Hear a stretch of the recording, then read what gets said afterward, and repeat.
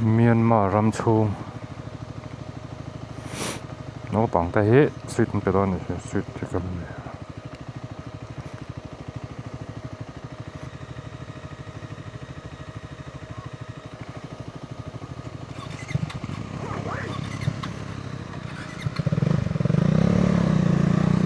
bye bye.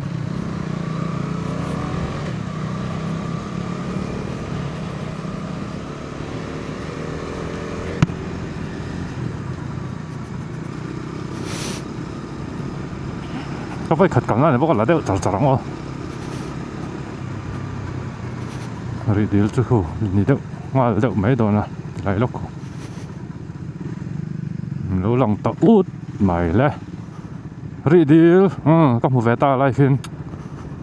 Rihdil.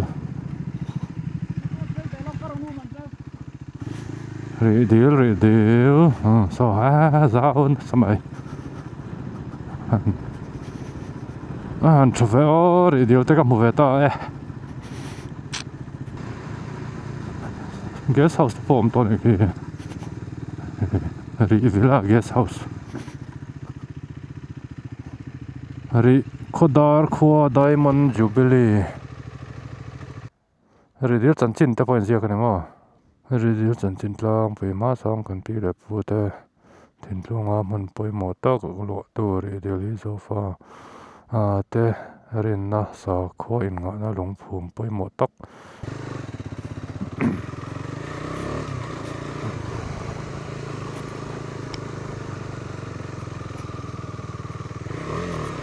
This is Rihdil. Calveta. Hey. Thing hay mà hay hiện là hồ vách tiếng thing của bạn. Môi rượu trình trời nó xin là thing phố úp tọt tí xe ta.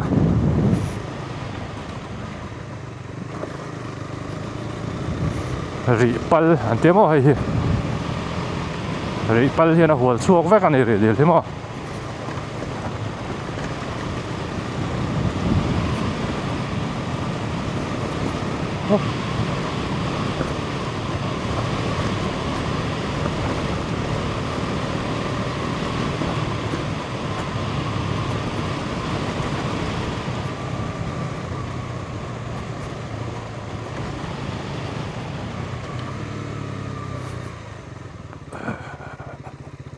Lu mà nôm mày. Ở đây cả lắm mày ơ.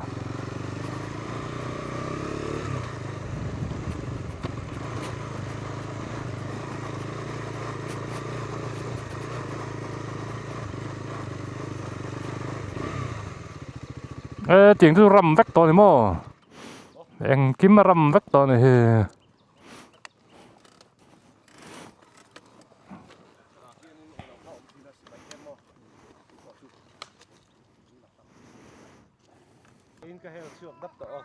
Cái khai à? Thui ngó tăng. Rihdil. Lụt là to này. Để rụi mẹ ạ. Mà là cái mình lụi chuyện mà mình lọ lụi chuyện này tôi đã tắc cái miền mà làm bằng ra mà buổi ta có vàng hiện nên lọ tụ phơi ăn bằng em phan thì thấy tổ đó tôi đã tắc cái chuyện này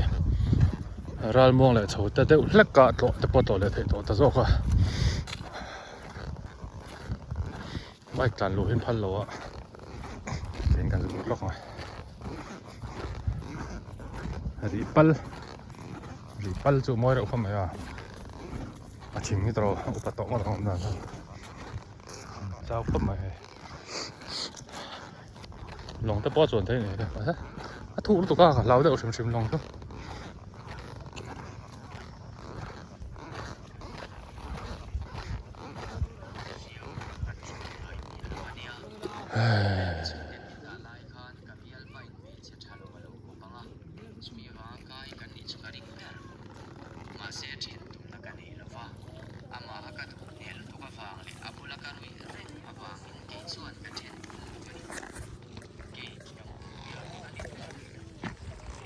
Rihdil langin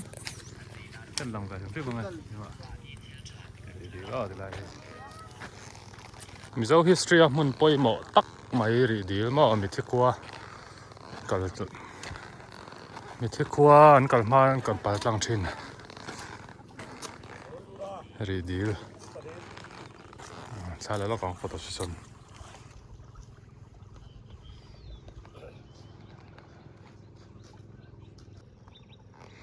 มาถึงเดี๋ยวเขาว่าให้รถเราของให้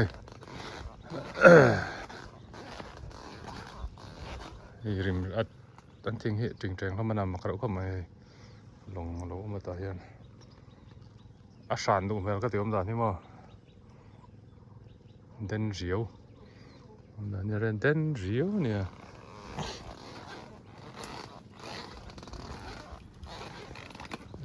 อุจังอเมนตั้มไหม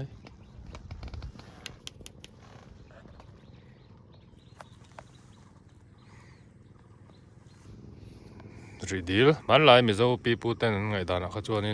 มีที่ถ้าเราขันให้ปัลจังชินตาที่ไรรีดิลมันนี่มั้งรีดิลชิงหลังกลางแต่ที่คิดที่ไรก็ชิงหลังกลางอันที่ชิงคันนี้กันใช่ไหมว่าอันเจียงงำเจี๊ยเราเดี๋ยวเลิกกันมาใช่อันนี้ชวนกันเชียอันสวยฟักงำเราเดี๋ยวเลิกกันนี่ชัว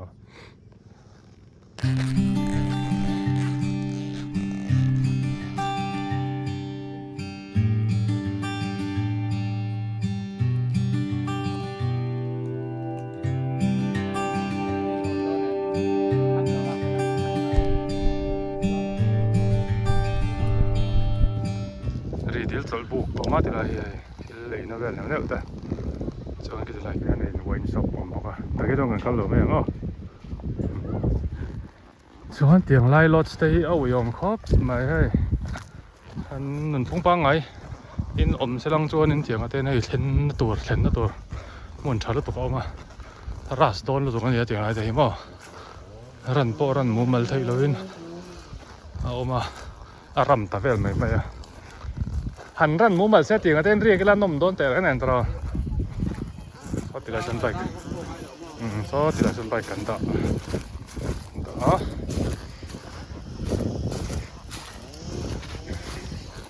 ชวนรีดิลลุงก็หัวได้ก็ฟาดตาตัวนี่กันเตียงลุงที่ง่ายสร้างเลยมั้งกับสักล็อกอะไรส่วนปันนี้รีดิลกันสดสนองก็อันนู้นเวรีดิลตะเฮียลกับวัดเล็งเวลตา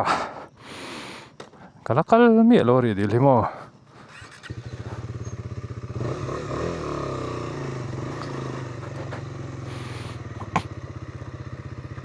Rihdil bye bye.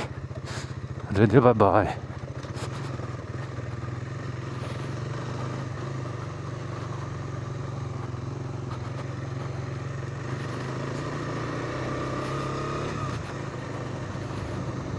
Kim hi aram em vek mai ni.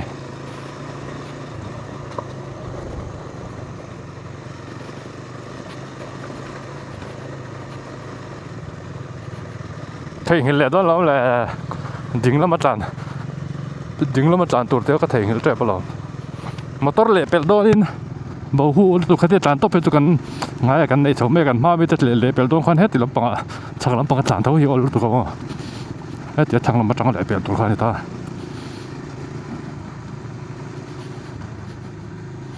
rì bal không bị thiền cung không môi lắm mà xin nó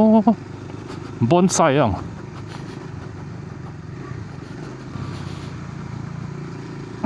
ที่ที่ไรชักแค่สิไปมันจีนข้านี่ก็เสียจะบอกอันชวกแต่ก็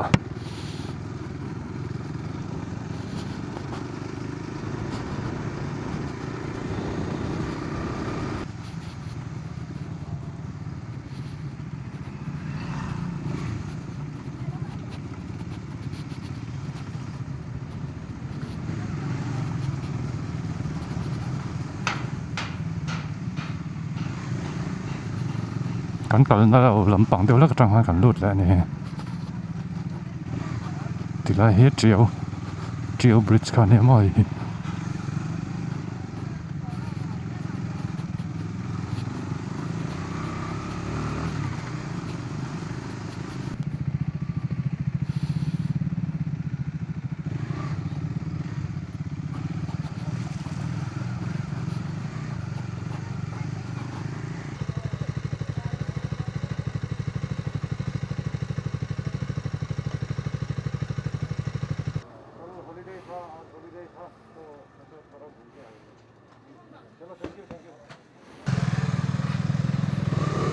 on stick train có mấy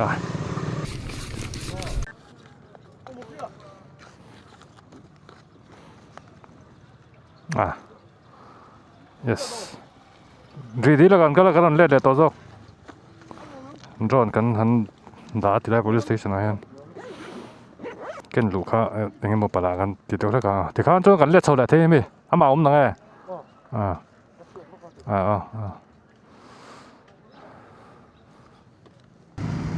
chụp làm khan cả làm khan cả lỗ sẽ là highway dọc cả lỗ này hết tạm mail book trong cái mà sao mail book làm trong kan cả là vàng khan mà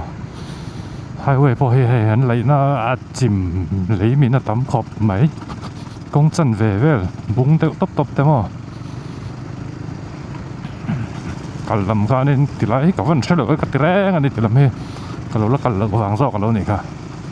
này tiếng tập bộ mình nó sẽ tục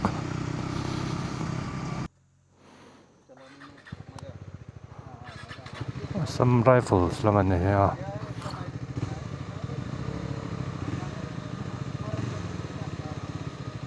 camera này chụp về thấp tầm này okay thank you cần lòng khai mình lộ check đó mình sẽ tạo thao anh cần tiết ta này cả phim của nó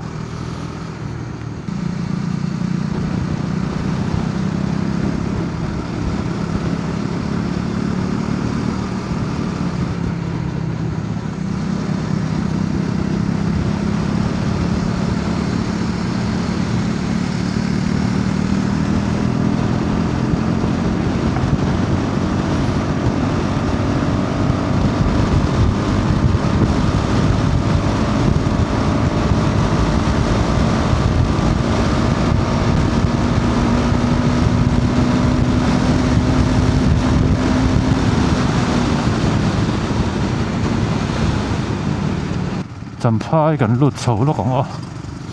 mấy lần tiếp bên này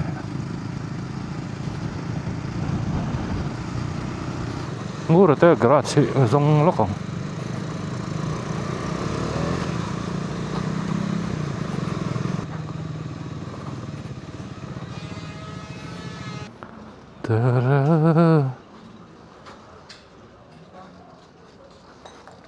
in vào luôn về chạm à rồi cái đó nào là gần đây cái gì nào mà nào là cho nào là cho in in check cái bộ cái đó một phay rồi thì này check ấy lỗi quấy lỗi chú thiết tại hay bữa đêm sao bữa đêm sao chung thế cái cán tổ đó nó mà bốc cái nào cái tiết chú garage như cái đã quấy lỗi cái này cái tay sáng ngồi thế cho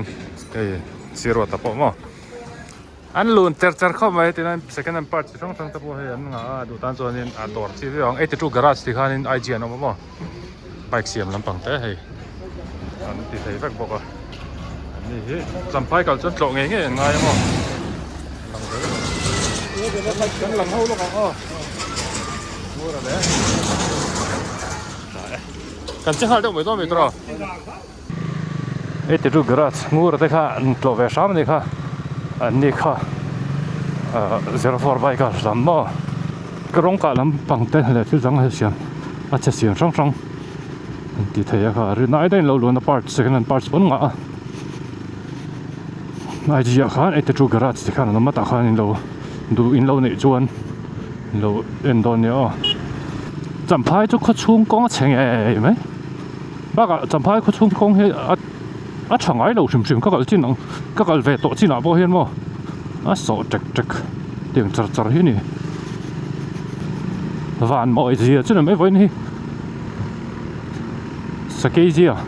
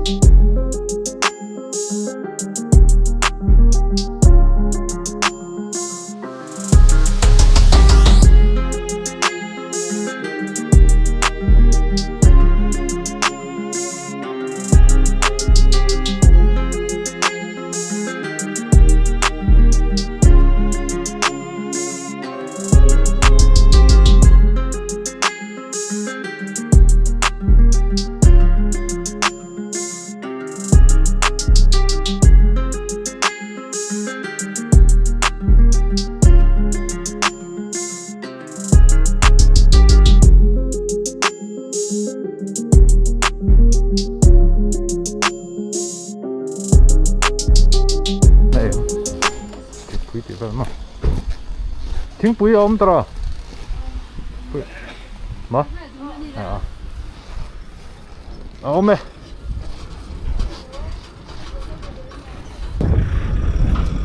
ikal khát cắn năng ikal tụi em ấy có phải khát cắn nào vậy anh đùa mấy chị nữa công khá với khát cắn à anh đùa mấy xin nó từ sắm phai công rồi mà cái number 5 con hay shift down shift ngay miệng lâu bà cả công mà mấy bà cả hay muốn làm môi từ về ấy chứ anh đùa nó tụi khó do là ai mà mình hotel là hiện tiếng bữa cái in lóc nó anh chú cho trang vóc lâu nào mà sẽ để xem tụi này hiện dar ni aria kan ma don khop mai kan mo se dan te zoi kan lang vele zoi ni oh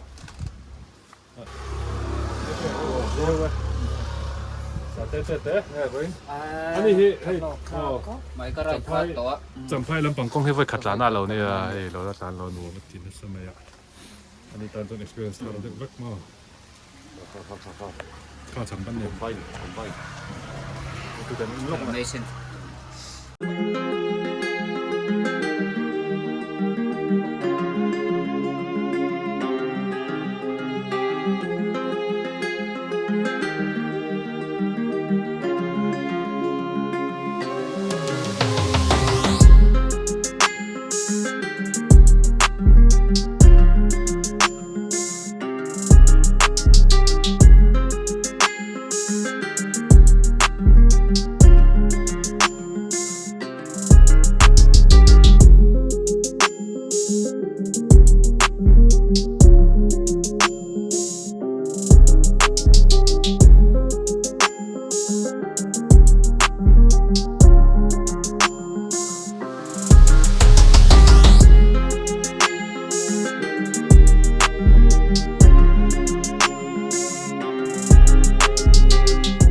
Thì với sự môi khắp mấy vạn cái mọi người xuống cái môi đó tục chuan hết ạ nghe tụt té bên chuông họ gần sang sầu chi ở đa thùng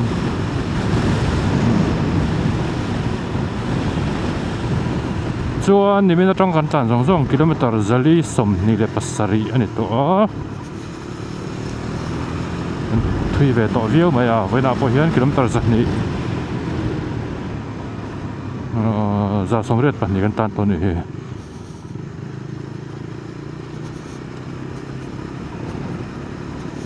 nôm to có vẻ tech tóc mày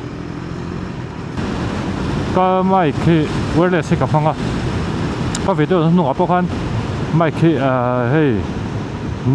noise cancellation năng chi có lâu ôn bật trên nó hay bị bắt tần mẹ xuôi thế nên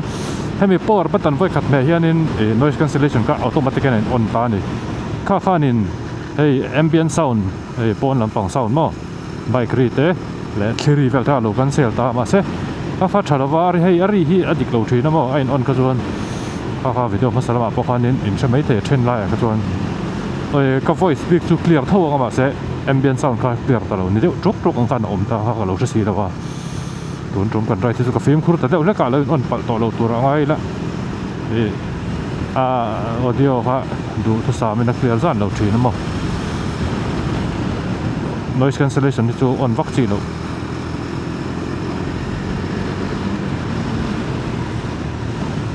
mic adapter hi le ngai wireless mic charger top na boi thak on se la ngai mo ni leng han on top te he ko ui thin pok se chang chon battery ein on charger baka nai mic ki charge se la ngai a charge tur tam lu ka boi thak a mic adapter kha le ngai a DJI mic adapter a to phia na mo ei a to ra phia na sang ngã chầu về đây nên có uy được thì nó sẽ là lý nghe chung ai đó đi cái là mà cái bền là cái này ta mà hình ta ngô bát chuột thế cái tràn là cái này ta rụt ngay cái lẹt lẹt chít đó đi ra đi đâu cái phong cảnh lụt trẹp ô con bò cái tài chân to nó có mấy với cần là mình lại với làm bằng bột hay cần tuông viết bật hiện ra là bằng tuông viết mày cái đó chuẩn bị lâu tôi sát các bên tí xíu cái đó chuẩn bị lâu nè nó chụp to đón mấy lâu Freddy hiện cái này trộn lại lóc à ta hiện cái trộn trên nó cái cầu thiên Dali rồi đón ai rồi panin cái cầu lăng luồn chuan man mỏ lovin dar kar khat le chan ve a chuan in kan thleng var var to dona ha de chan ve tar ma chuan in thleng man viau tur ai ka ni kan luồn chuan ma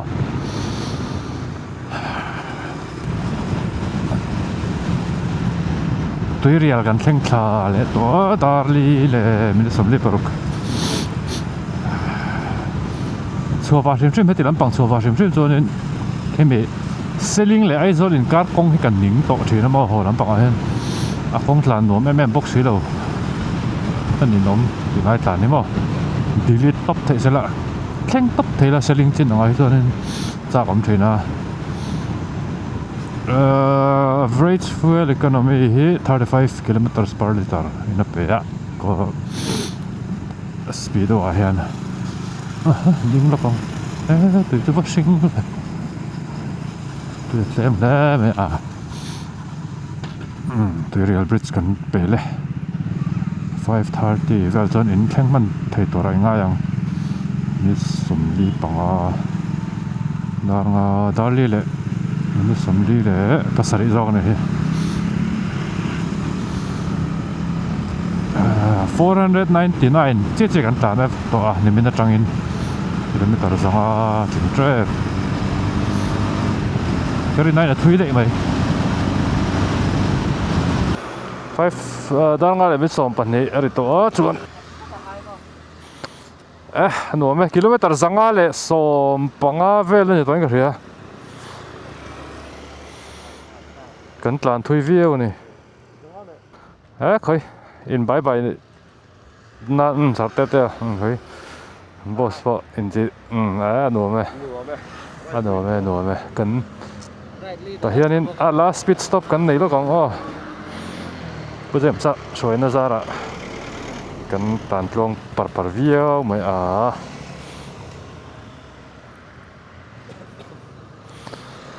hey mang quit deuh trep ne ni pon ve thau na tele tong ta hianin trong trai này kan hun kan khara thì kan kan right top lam chu kan lo thleng le ta pathian zara kan tluang via wa anom khop mai voin kan na nimin le voin kan right to mo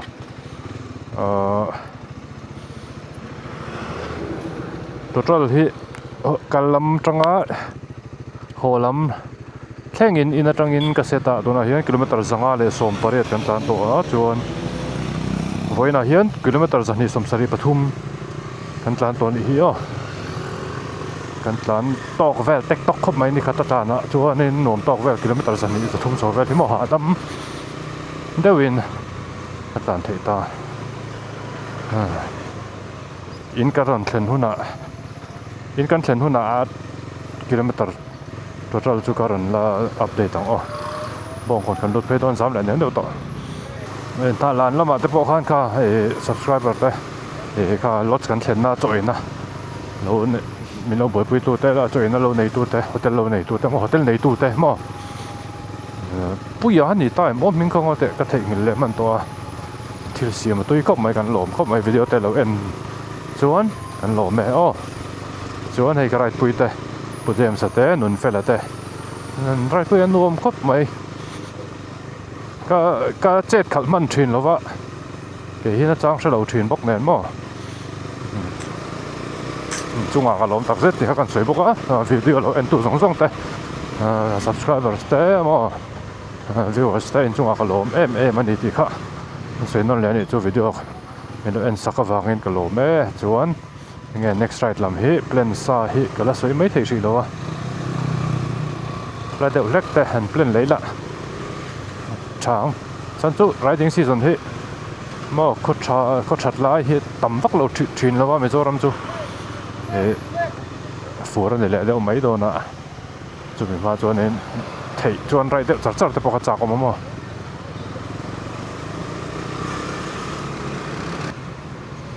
bông còn chú alun lệ tổ mép mép về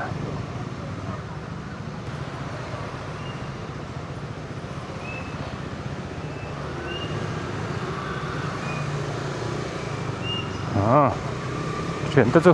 hẳn bãi bãi cái tôm mà xe để vắt thể tao lâu này khác em lâu rồi đó traffic cái tay tổ box này thì khám video lâu em tôi giống tiền trung à cái lâu mấy đồ tóc phất thì lạ bãi bãi wow